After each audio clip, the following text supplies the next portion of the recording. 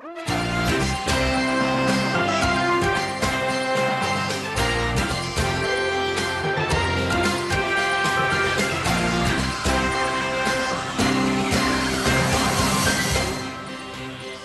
afternoon. It's Wednesday, December 3rd. I'm Laura Cornfield, and this is IBA News broadcasting from Jerusalem. We open with new elections, and now it's official. The Knesset set the date and then passed the preliminary reading of the motion to dissolve the Knesset. Here with more is Eli Wogelanter. Good evening. Everybody said they didn't want it, but we got it anyway. Elections for the 20th Knesset was set today for Tuesday, March 17th, and all signs point to a nasty campaign. The Knesset voted 84-0 on a preliminary reading today to disband the Knesset, with final voting scheduled for Monday. But that's just a formality. The quick decision on a date for the election was made following a meeting called by Speaker Yuli Edelstein this morning with all the faction heads. The path for elections was set by Prime Minister Benjamin Netanyahu, who fired Finance Minister Yair Lapid and Justice Minister Tzipi Livni last night and accused them in a combative televised address of mounting a putsch against him for attempting to entice the Haredi parties into disposing him. They tried to overthrow me, Netanyahu said. The government was under constant threats and ultimatums. The country cannot be run in the current situation. Elections are not a good thing, but a government that is attacked from inside is 7 times as bad. Netanyahu accused Lapid of undermining him on key diplomatic issues, and he cited criticism by Livni that settlement construction was irresponsible, saying Livni is the last person who can call me irresponsible because she violated a security cabinet decision by meeting with Palestinian Authority President Mahmoud Abbas after he formed a unity government with Hamas.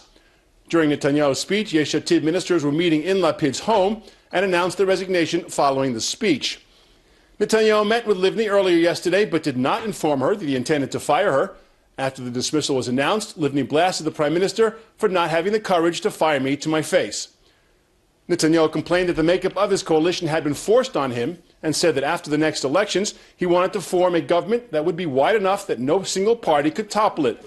Snap polls broadcast on Channel 2 and 10 last night found that the prime minister would easily be able to form a new coalition with MKs from Likud, Bayit Yehudi, Yisrael Beitenu, Shas, United Torah Judaism, and a new party that former Welfare and Social Services Minister Moshe Kahlon is forming.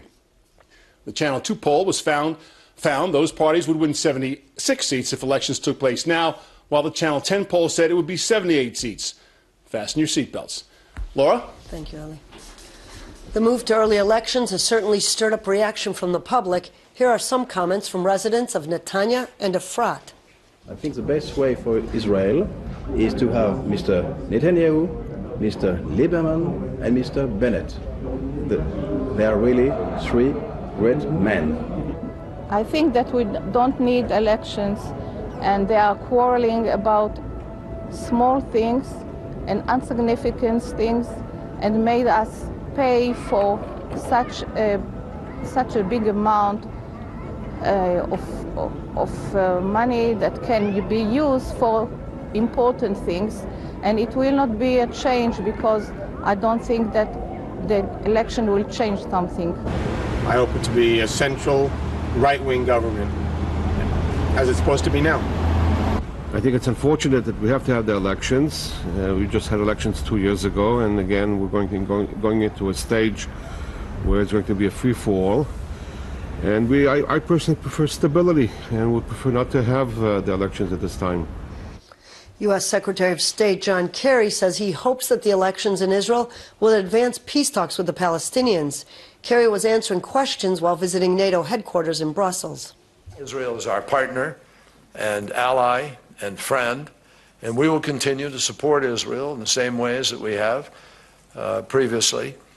But obviously, we hope that whatever government is formed is a government that will, or whether there are elections, that those elections will produce the possibility of a government that can negotiate and move towards resolving the differences between Israelis and Palestinians, and obviously the differences in the region. But with respect to the motivations or politics of this, we just have no comment. We will continue to be supportive of our friend and our ally, the State of Israel.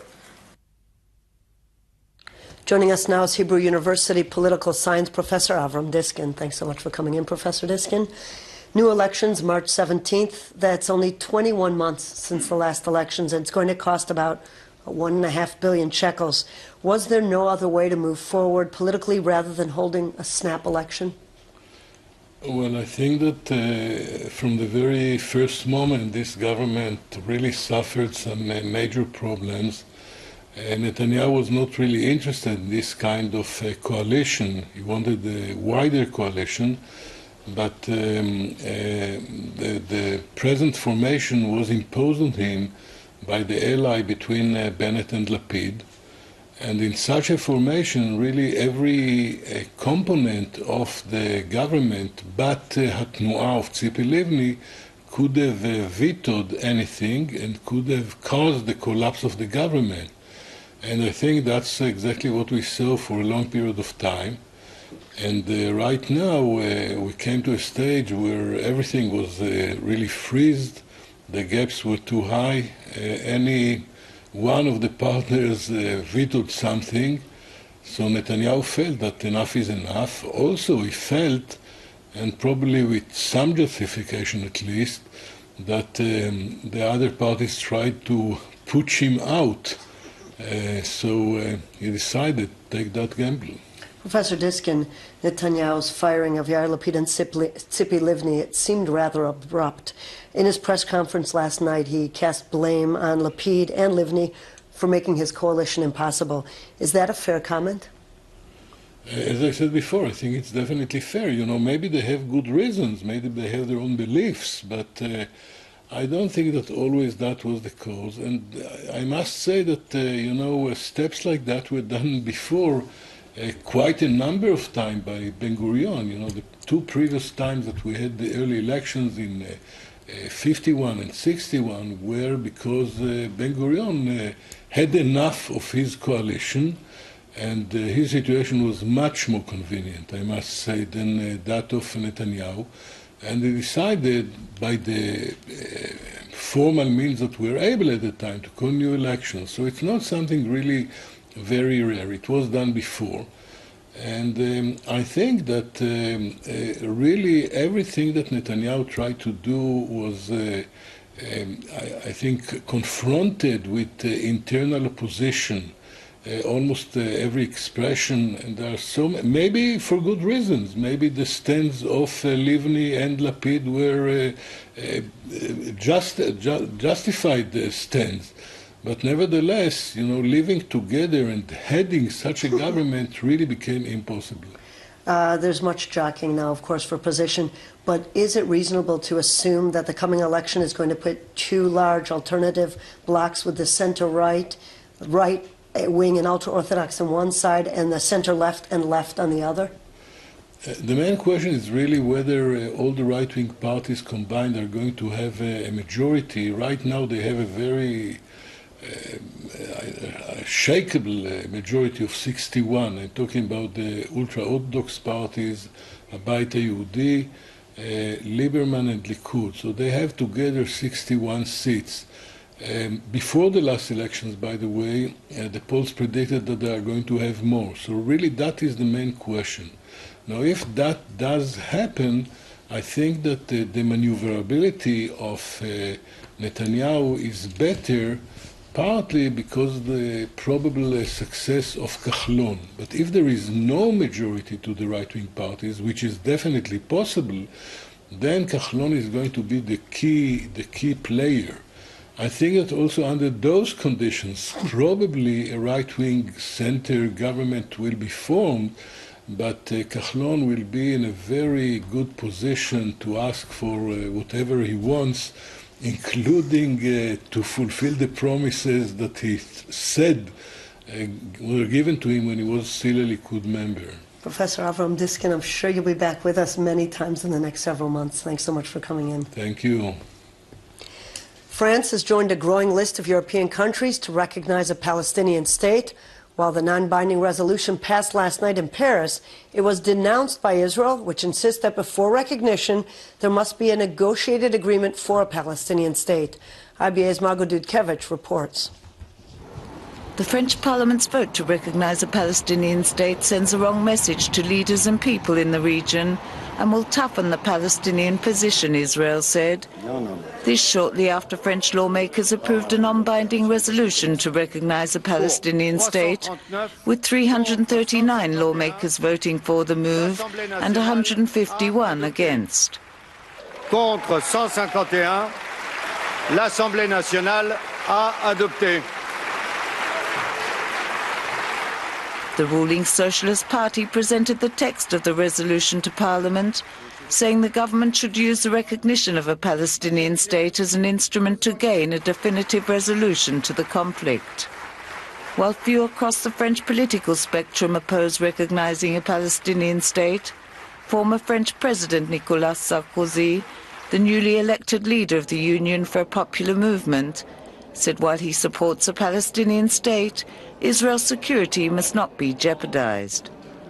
A solution to the conflict can only be achieved through direct negotiations between two sides, and not through unilateral actions by one of the parties or a third party, Israel's Foreign Ministry spokesman Emmanuel Nachshon said. Britain, Ireland, Spain and Sweden have all approved a non-binding resolution urging to recognize Palestine. The European Parliament intends to debate and vote on recognizing Palestinian statehood at a plenary session scheduled later this month. Denmark has announced plans to vote on a similar non-binding resolution in January. The proponent of this resolution argued that the resolution will create a shock which might bring the two parties at the negotiating table again. I am convinced of the exact contrary.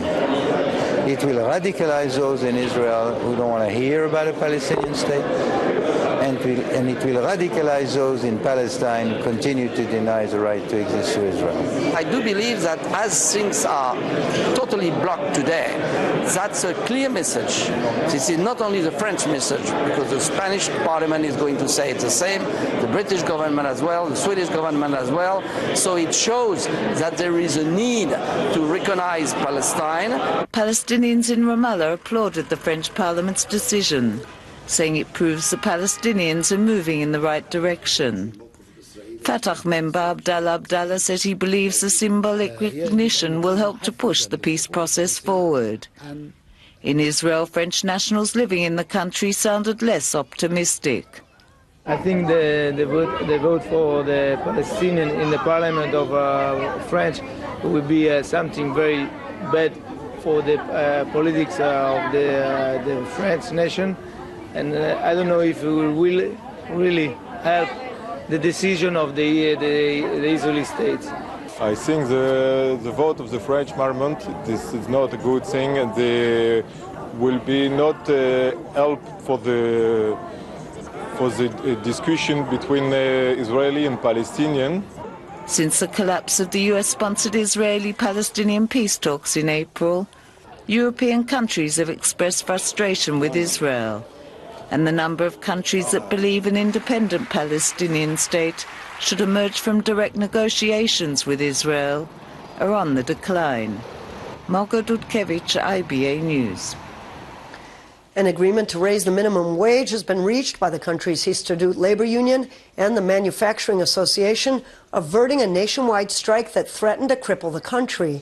Histadrut chairman Avi Nissenkorn said the agreement will raise the minimum wage by 700 shekels, setting it at 5,000 shekels a month. The move will boost the hourly wage from 23 shekels to 30 shekels. Initial demands to raise the minimum salary from its current 4,300 shekels to 5,300 shekels was rejected. The salary hike will be carried out over the course of the next 2 years, with a 16% increase implemented between January 1st of 2015 and January 1st of 2017. Officials noted that due to Prime Minister Benjamin Netanyahu's firing of Finance Minister Yair Lapid last night and the move for early elections, the agreement will not apply to government workers, as talks between labor associations and the government have been frozen until further notice. The Knesset Interior Committee is under pressure to pass a new asylum seekers bill by next Monday night, or risk being compelled to obey a high court ruling that would free thousands of illegal migrants from detention facilities. Committee Chair Miri Regev wants to toughen the language and put teeth into the bill, but she is running into opposition from Knesset legal advisor Eyal Yinon, who warns that the wording of the bill must be toned down to avoid being thrown out by the court for a third time. The bill related to the detention of illegal migrants. Based on the current wording, asylum seekers' overall stay at the Cholot facility will be limited to 20 months and 3 months at the Tsaronim. Yinon warned that any tampering with the bill to toughen the restrictions could mean a clash with the Supreme Court. Regev wants to extend the detention to 2 years at Cholot and 8 months at Tsaronim. The committee is due to vote on Monday, with the second and third Knesset reading scheduled for Monday evening. Even the softer vision is opposed by some committee members. This law has one basic principle that I think means it all. This law is asking to lock innocent people, people who were not convicted in court, without being put on trial in a prison. And I think that principle is, we shouldn't be even thinking about it in a democracy, which of course Israel is. And this is the reason why this law was put away twice by Supreme Court, and now it is brought to us in the third time in intent to do the same thing. So, okay, it would be a few months shorter, or some cosmetic changes would be made, but the rationale, the main idea is the same, and this is why we think this law should be rejected. A report has been released claiming that Iran is responsible for hacking into the computers of some of the world's top companies. Alexandra Dren has more on this story. Alexandra? Yes, Laura. The 87-page report came from a leading cybersecurity firm called Cylance. Their investigation was released just yesterday, and it has hundreds of companies fearing for a breach of their security systems. Over 50 companies in 16 countries worldwide, including the U.S. and Israel, have been hacked by Iranians over the last 2 years, according to Stuart McClure. He is the CEO and founder of the cybersecurity firm Cylance, who has released a report on the recently discovered cyber attacks. The surveillance operation has been dubbed Operation Cleaver because of the frequency of the word cleaver found in the software of the malicious program. And it's a campaign sourced out of Iran. Iranian attackers and hackers have gone after the world's critical infrastructure in such a way that has really been bone-chilling for us as security experts in the field. What's even more bone-chilling is the kind of companies that have been targeted. Airlines, government and military, oil and gas, telecommunications, aerospace, you name it, they hacked it. Oil companies Saudi Aramco and Pemex, as well as Qatar Airlines and Korean Air, are the only companies specifically identified as targets. These guys had a long-standing purpose and mission to go after these targets, and it wasn't just for fun. It was to use or leverage the information in some capacity, and it was derived from somebody that could fund them properly over many years. Many believe Iran is funding the cyber war as retaliation for the cyber attack by a computer worm called Stuxnet, thought to be carried out by U.S. and Israeli hackers. This was an operation that is said to have severely hindered Iran's nuclear program. Operation Cleaver has an estimated team of 20 hackers and can be traced back to Tehran. The team has been codenamed Tar Andishan, which is Farsi for innovator, and McClure believes the attackers even rival the Chinese in cyber warfare.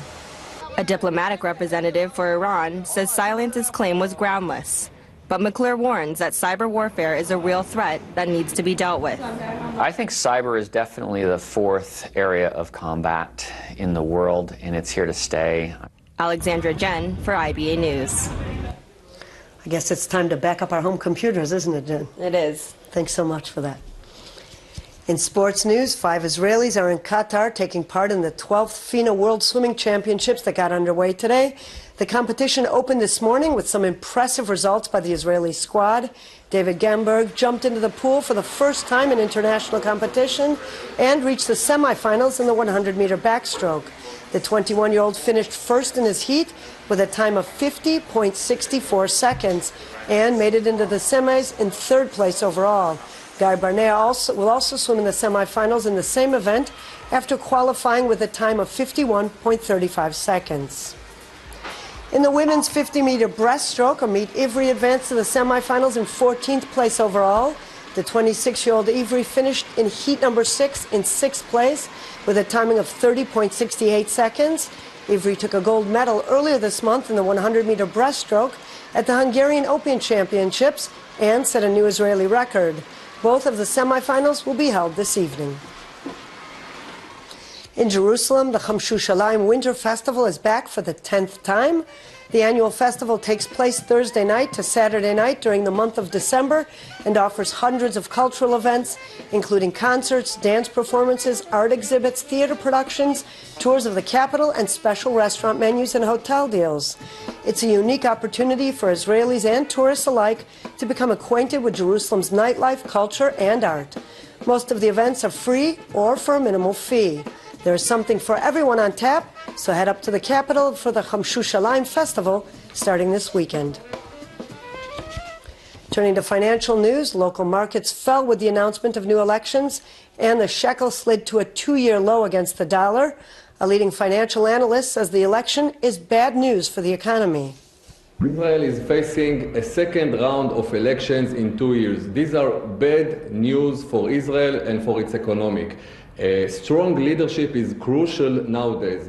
First of all, we must remember that very important reforms will be frozen or cancelled. The Israel real estate market is boiling, the cost of living is very high, and a strong leadership is needed. The shekel was devaluated by 15% in the last 2 months. This is a 3 years low peak in the local currency compared to the US dollar, and on one hand it's good news for the Israeli exporters, but on the other hand, when the world sees the Israeli shekel devaluated compared to many currencies, the euro and the dollar in particular, it affects the image of Israel, and it might keep away investors from the Israeli market.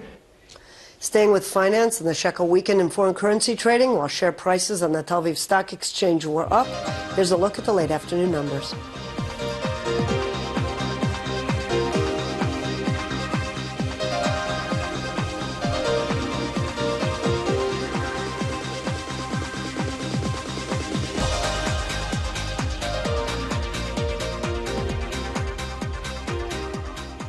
Turning to the weather forecast, and temperatures will continue to rise tomorrow, making it warmer than normal for the season. Here are the highs and lows for the next 24 hours.